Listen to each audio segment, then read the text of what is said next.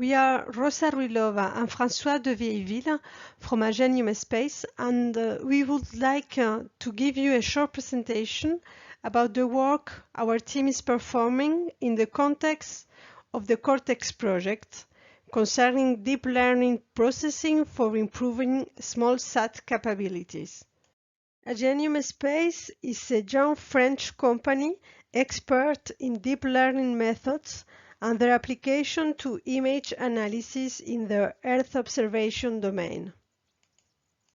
AGENIUM Space team is working in deep neural network simplification for image analysis on board, and a part of this work is conducted within the framework of the CORTEX project. CORTEX is funded by ESA in the framework of the EU Science for Society permanently open call for proposals. The goal of CORTEX is to define a workflow to ease the integration and reduction of complex deep neural networks models on SOC FPGAs. The use cases concern image processing on board, and the tests are performed using Sentinel-1 and Sentinel-2 data. The second objective is to propose a generic methodology for DNN simplification. Deep learning can provide a very reliable decision, and we want to use this decision to increase the potentiality of small satellites, for example with autonomy or early content analysis or even increased responsiveness. Here in this work we will more focus on image payload, that is to say, to apply deep learning to image analysis. A supervised and very efficient network trained on ground cannot be used directly on board. They first have to be simplified in order to be able to run on payload directly, that is to say, to be able to be used on board of the satellites with all their constraints about energy, memory space, and the flop capacities. There are many techniques that are already existing for shrinking in very specific way a given network. What we propose here is to use an approach which is more general, in the sense that we are not forced to keep the same topology of the network. We are not just pruning nodes, but we could learn from a very completely different network. This procedure is called distillation. And the point is not to learn a new model from ground truth only, but to learn a new model from the teacher's response to the ground truth. In this sense, a teacher model is a function which is an approximation of the ground truth, and what we want is to build a function which is an approximation to the function defined by the teacher model. Of course, when we use the distillation, what we want is not to lose too much performance. It has to stay within the scope of what is defined by the mission, for example. But on the contrary, we want the number of free parameters of the networks, which directly commands the number of operations that have to be performed in order to run an inference path. We want it to be very, very low. That is to say, we expect factors around 20 or even 50 for shrinking the network.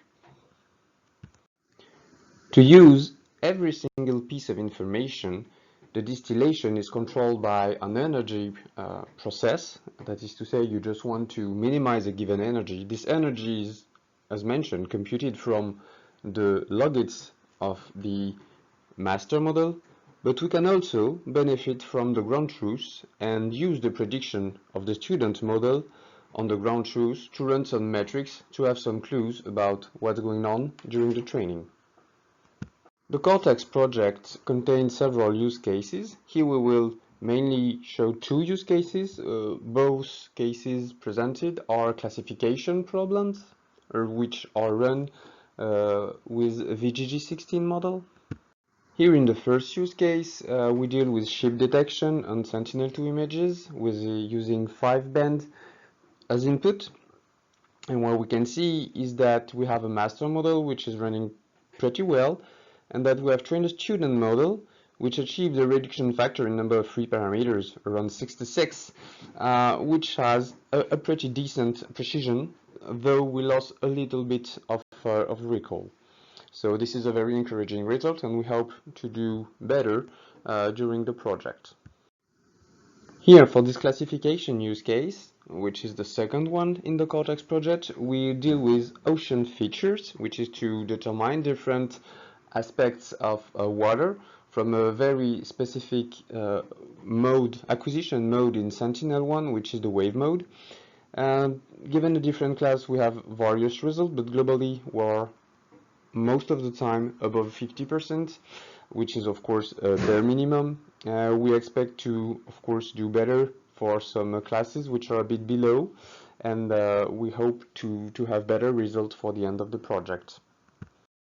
Here, when we will have completely distilled, pruned, and quantized the network, we will have to put it and to make it run on a specific board, and what we'll use the standard DNNDK or VTIS AI suite to put the network onto the board. This process is quite specific and requires your network in a given format to be translated into another one and to follow some kind of calibration phase in which weights are more or less adjusted to the onboard capacity or the chip capacities and precision. And here are the few examples for a segmentation case, which is more complex than what we do in CORTEX right now, which shows some kind of boat detection here. The CORTEX activities show that efficient shrinking networks is possible for onboard satellites. We want to be able to map a little bit more precisely all the kind of parameters that have taken to be account in order to achieve the best result possible. It's also important to note that the distillation can be used with other shrinking network techniques such as pruning, for example, or quantization. And now we hope to run a deep learning onboard services at the end of 2021 in preparation and support with ESA and CNES, of course, and the GSTP MAKE program. Thank you for your attention.